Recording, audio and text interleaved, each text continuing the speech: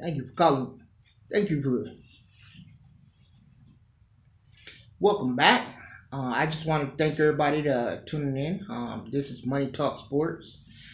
Today, we're here to talk about so many people. I'm actually hearing so many different comments that I received about different people talking about Steph Curry. Is he a true top five? How would he span if he played in a different era? Would he fare? Would he be able to contend? Would he be able to compete with the Showtime Lakers? Would he be able to compete in the Boston Celtics era back in the 60s, early 70s, 80s with Magic Johnson, Kareem? Steph Curry, is he one of the greatest players that ever played the game? Here to answer that question. Steph Curry is actually one of the hot topic of discussion that me and a lot of my colleagues, a lot of my friends, everywhere I go, everyone always talking about Steph Curry. What is he? Okay, he's not really a true point guard, so a lot of people think he doesn't have the height as a shooting guard. Is he a true top five player? Everybody understands, yes, he won the unanimous MVP several years ago. He won it 2 times back to back, 2 years in a row. But a lot of people always question, because he's never won the MVP in the finals, whether or not he is truly a great player. I'm here to dispel that question. Steph Curry, to me, is actually one of the greatest shooters that this game has ever seen, bar none. And the reason why I actually brought up this topic, we're actually a few days, today is Christmas Day, so everybody out there, I just want to go ahead and say Merry Christmas. I'm hoping that you have a great time with your family. But one thing I wanted to discuss with Steph Curry, what's so different about Steph Curry, you never seen it where you actually had a player where their father actually played professionally, and their father was elite on a professional level, and their child came in and was still elite on that level as well, or even better, to a significant difference, at playing at a higher magnitude. The only time that you can even argue, you can say Kobe Bryant. However, Jelly Bean Bryant never really spent that much time in the NBA. So a lot of his games he played overseas. So a lot of people and he played in a completely different era. But no disrespect to Jelly Bean Bryant, he was a great player. I've seen a lot of his highlights growing up. And Kobe, you're a great player yourself.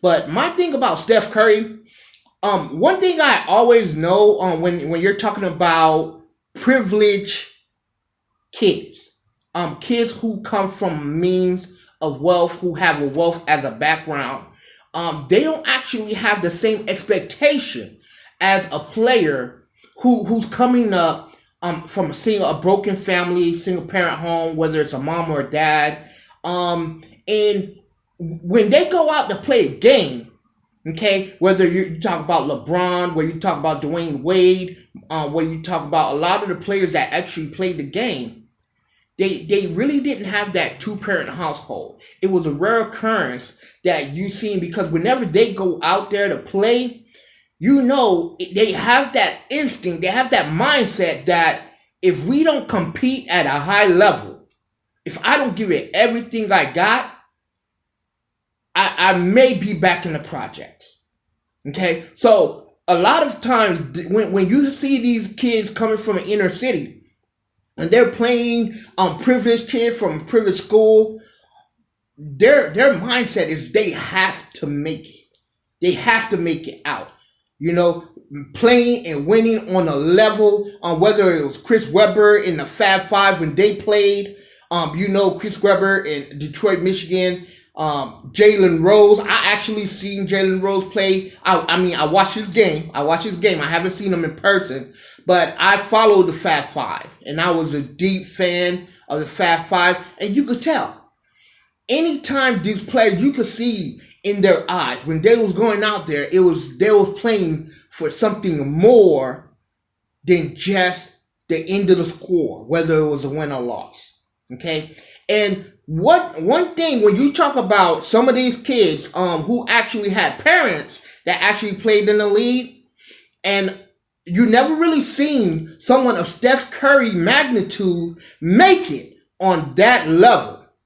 Okay, who had the hardship coming from a wealthy background and still had the hardship that they had to face, that Steph Curry had to face coming out of high school. Actually going through high school, doing his selection process, going to Davidson, even before Davidson.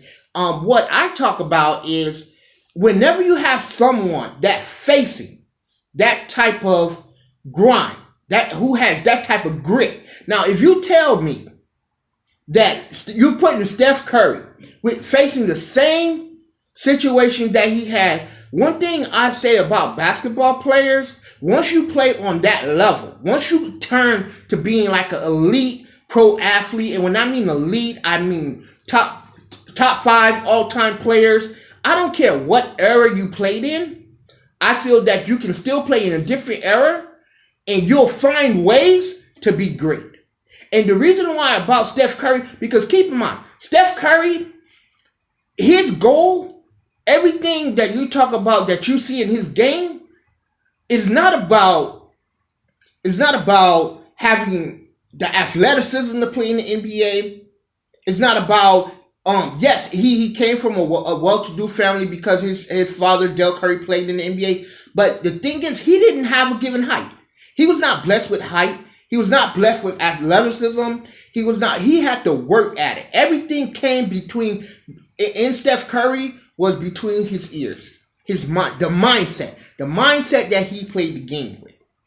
I remember watching Steph Curry when he played in college, when he played the March Madness game, and